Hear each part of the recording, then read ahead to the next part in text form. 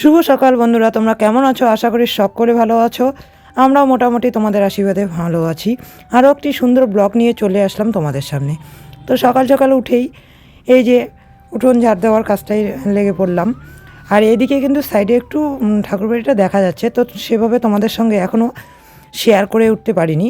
তো কাজটা হচ্ছে, তোমাদের সঙ্গে অবশ্যই শেয়ার করব কাজটা। তো যেদিনকে শেয়ার করব সেদিনকে ভালোভাবে দেখাবো। মা এখনও বাড়িতে আসেনি, তো কাজ চলছে।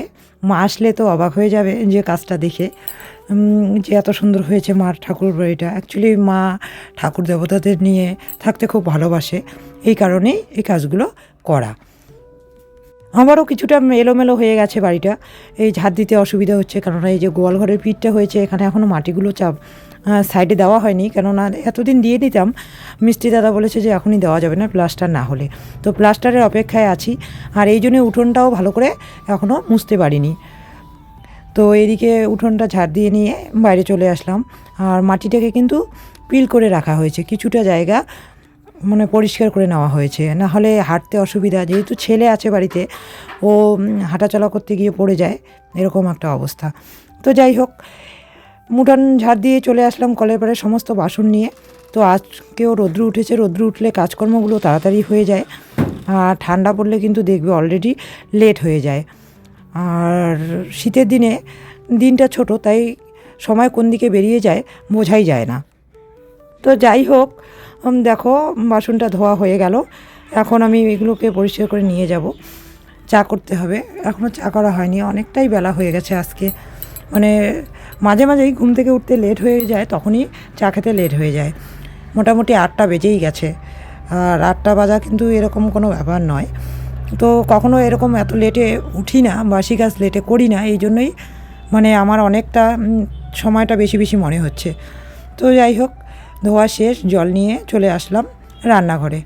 চা বানিয়ে নিলাম, চা বানিয়ে নিয়ে এদিকে সবাইকে চাটা দিয়ে নেব, আর আমিও তার সঙ্গে চা খেয়ে নেবো। আর আমার একটা বাজে অভ্যাস, যে সকালে আমি চায়ের সঙ্গে যে চিড়ামুড়ি একটু খেয়ে নেবো সেটা খেতে পারি না, শুধু চা আর বিস্কিটটাই আমি খাই।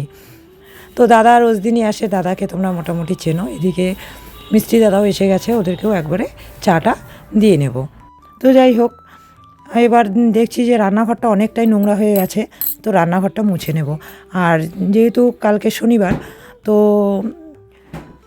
আজকে দুটো ঘরই মুছে নেব, তাহলে কালকে রান্না করতে আমার সুবিধা হবে। এই ঘরটা মুছে নিয়ে আজকে এখানে রান্না করব, আর ওই ঘরটা মার নিরামিষ ঘরটাও মুছে নেব, কেননা ওইটা মুছে নিলে কালকে শনিবার, কালকে ওটাতে রান্না করতে হবে। আর রোজ দিনই না এই কাদা জল নিয়ে ইসে করতে ভালো লাগে না। রান্নাঘরের উনানটা তো রোজ দিনই মুছতে হয়, কিন্তু সম্পূর্ণ ঘরটা মোছা হয় না, হয়তো বা কোনো দিন সম্পূর্ণই মুছি, আবার কোনো দিন সময়ের অভাব থাকলে উনানের জায়গাটা মুছে নেই। তো গ্রামের বাড়ি, তো না মুছলে, একদিন পর পর না মুছলে না বাড়িঘরগুলো কেমন যেন লাগে। এই জন্য সম্পূর্ণ বারান্দাগুলো আমি একবারে মুছে নিলাম, মার ঘরটাও মুছে নিলাম।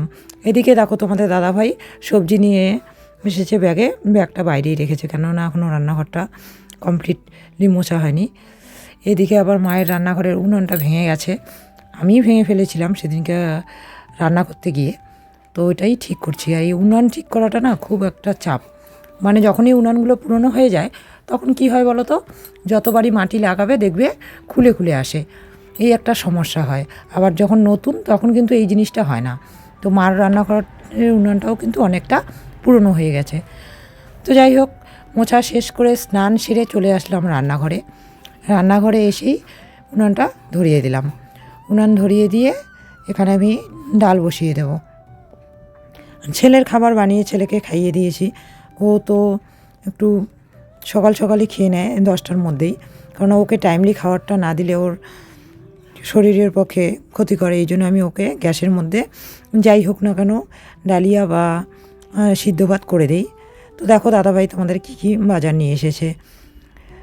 সাদা তেল, সর্ষের তেল, বেগুন, ফুলকপি, বাঁধাকপি, দুটো বাঁধাকপি এনেছে, আলু নিয়ে এসেছে, আর কাঁচা লঙ্কা তো ছিল, তারপরেও আনছে নাকি বলতে পারছি না। এই যে দেখো পেঁয়াজ এনেছে।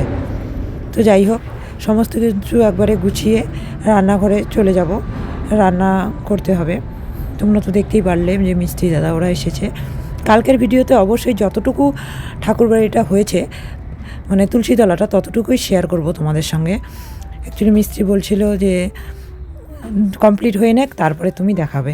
তো এইদিকে দেখো তোমাদের দাদাভাই পুকুরের জল কিন্তু শুকিয়ে গেছে। পাশে একটা পুকুর আছে, ওইটা আমার কাকা শ্বশুরের পুকুর। ওই পুকুরে আমাদের মাছগুলো চলে গিয়েছিল, তো ওই পুকুরের জলটা লেট করে শুকায়। তো ওই পুকুর থেকে তোমাদের দাদাভাই মাছ ধরে নিয়ে এসেছে, তো এই জন্যই মাছটাই বেছে নিলাম। মাছটা বেছে নিয়ে এদিকে কিন্তু আমি ডাল বসিয়ে দিচ্ছি। দেখো ডালও হয়ে গেল, ডালটাকে নামিয়ে নিলাম। এবার আমি এটাকে সোমবার দিয়ে নেব। আমরা মধ্যবিত্ত বাড়িতে থাকি, তো একবারে সমস্ত কিছু করে ওঠার ক্ষমতা আমাদের হয় না, তো আস্তে আস্তেই করব। আর তুলসী বাড়িটা অ্যাকচুয়ালি আমরা অন্যরকম করে করতে চেয়েছিলাম, কিন্তু করতে করতে অনেকটা বিশাল বড় হয়ে গেল। জানি না কমপ্লিট করতে পারবো কি পারবো না, তো দেখা যাক কতটা কি হয়। মানে আমাদের বাজেটের বাইরে হয়ে গেল তুলসী বাড়িটা, তো দেখা যাক। ভগবান মাথার উপর আছে, কতটা কি কমপ্লিট করতে পারি। যদি না হয় তাহলে অমনি রেখে দিতে হবে কিছুটা কাজ বাকি রেখে।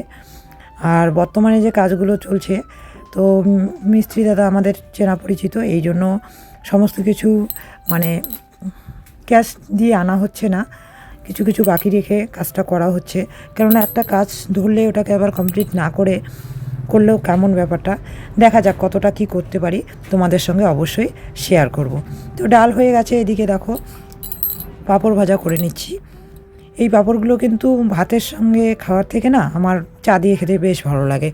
তো তোমাদের কী দিয়ে খেতে ভালো লাগে অবশ্যই কমেন্ট করে জানাবে। তো এবার মাছগুলোকে ভেজে নেব। মাছগুলোকে ভেজে নিয়ে মাছটার একটা সবজি বানাবো। তো মাছ পাঁপড় যেহেতু ভেজে ফেলেছি, তো ওই তেলেই মাছটা ভেজে নিলে মানে সুবিধা হবে, এই জন্য আগে মাছটাকে বসিয়ে দিলাম। আর লোকাল মাছটা না বিশেষ একটা আমার পছন্দ নয়, তবুও খেতে হয় তাই খাই। কিন্তু অনেকেই লোকাল মাছ পছন্দ করে। আমার বাপের বাড়ির এলাকায় প্রচুর পুকুর, এই জন্য লোকাল মাছ খেতে খেতে আমার আর এখন খেতে ইচ্ছা করে না। আর তোমাদের সঙ্গে অবশ্যই শেয়ার করব, এখনও আমি বাড়ি যেতে পারিনি। প্রত্যেক বছর ডিসেম্বরে আমি বাড়িতে গিয়ে 4-5 দিন থেকে আসি, এখনও আমার এবার যাওয়া হয়নি। মা ফোন করে যেতে বলছে অনেক দিন থেকেই, কিন্তু যাওয়া হয়ে ওঠেনি। যেহেতু মা বাড়িতে নেই, আমরা দুজন মহিলা মানুষ, এবার আমি যদি এই অবস্থায় বাড়িটাকে ফেলে চলে যাই তাহলে সংসার চলবে কী করে। এই জন্য যতদিন মা আসবে না ততদিন যেতে পারছি না। আর তার মধ্যে যেহেতু তুলসীতলার কাজ হচ্ছে, কাজটাকে ফেলে রেখে কী করে যাব। আর মার পক্ষে একা এত মিস্ত্রি, রান্না, বাড়ির সমস্ত কাজ মানে কমপ্লিট করা একটু চাপ হয়ে যাবে। বয়স্ক মানুষ, ঠান্ডার দিনে বয়স্ক মানুষের খুব সমস্যা হয়, ব্যথা। এখনকার তো অসুস্থতাই হচ্ছে ব্যথা। তো দেখো তোমাদের সঙ্গে কথা বলতে বলতে কিন্তু আমার ঘন্ট রান্না করা হয়ে গেল। এবার আমি এখানে মাছের ঝোল বসিয়ে দেবো। নর্মাল একটা পাতলা করে মাছের ঝোল বানিয়ে নেব। আর তার মধ্যে ভাবছি হয়তো বা সমস্ত টাকা দিয়ে তুলসী বাড়িটা কমপ্লিট করতে পারবো না, তো কিছুদিন গ্যাপ রাখবো। গ্যাপ রেখে ওই ফাঁকে একটু বাড়িতে ঘুরে আসবো। আর যখন বাড়িতে যাব তখন অবশ্যই তোমাদেরকে আমার গ্রামটা আর আমি কোথায় থাকি ছিলাম আর কি আগে, এখন তো আমি জয়ন্তীরহাটে থাকি, তো কোথায় ছিলাম সেই জায়গাগুলো শেয়ার করব। আর অনেকেই তো চিনবে না, এটা গ্রাম এলাকায়, ওটাও গ্রাম এলাকা, দিনাটার ওই সাইডেই পড়ে। দিনাটা ঠিক না, দিনাটার অনেক আগে। তো যাই হোক, যখন যাব তখন অবশ্যই তোমাদের সঙ্গে শেয়ার করব। দেখো তোমাদের সঙ্গে কথা বলতে বলতে কিন্তু আমার মাছের ঝোলও হয়ে গেল। এবার মিস্ত্রি দাদাদের খাওয়া দাওয়া শেষ, এখন ছেলেকে খাইয়ে দেব। কারণ দুপুর সময়টা আমি ওকে নিচে হাতে খাইয়ে দিই। আর দেখো ও এত দুষ্টু, সবসময় হাত পা নাড়াতেই থাকে। এদিকে তোমাদের দাদাভাই খাচ্ছে, এদিকে ছেলেকে খাওয়াচ্ছি। এদিকে অবি এসেছে, অবির সঙ্গে একটু কথা বলছিলাম। ও বলছিল বৌদি তোমার এই তুলসী তলা কমপ্লিট করতে কিন্তু অনেক খরচ পড়ে যাবে। তা আমি বললাম দেখা যাক।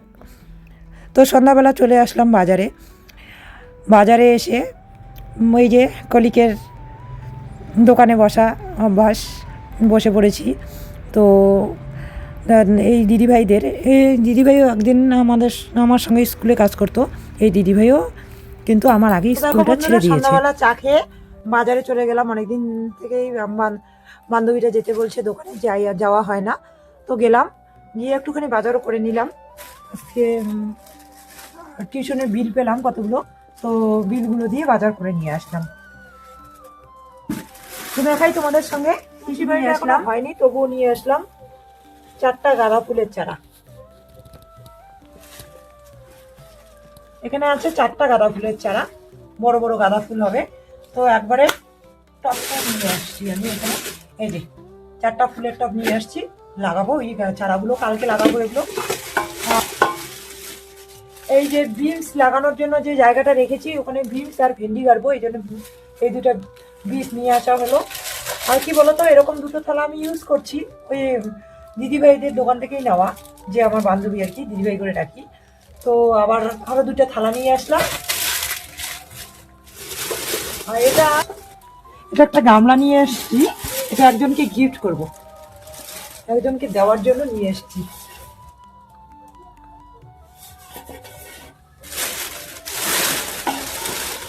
তো বন্ধুরা, রাত্রে বাজার থেকে আসলাম, তোমাদের সঙ্গে শেয়ার করলাম কি কি এনেছি। তো দুপুরে ডাল, ঘন্ট, মাছের ঝোল সবই রয়ে গেছে, এর জন্য আলু সিদ্ধ ভাত করেছি। আর আজকে প্রচন্ড ঠান্ডা পড়েছে, তো খাওয়া দাওয়াটা শেয়ার করলাম না। দেখা যাচ্ছে না আমার ছেলে আর্টগুলো, এগুলো আমার ছেলে আর্ট করছে, করার পরে এখানে লাগিয়ে দিয়েছে আমাকে শুদ্ধ। এই দেখো আমার ছেলে এগুলো আর্ট করেছে, আর্ট করে করে ও দরজায় কাঁথা দিয়ে লাগিয়ে দিয়েছে। এই যে একটা কলস আর্ট করেছে, এখানে একটা পাখি। তো যাই হোক, কালার করেছে।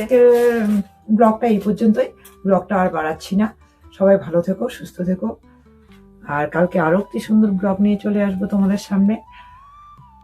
ততক্ষণ তোমরা ভালো থেকো। গুড নাইট, শুভরাত্রি।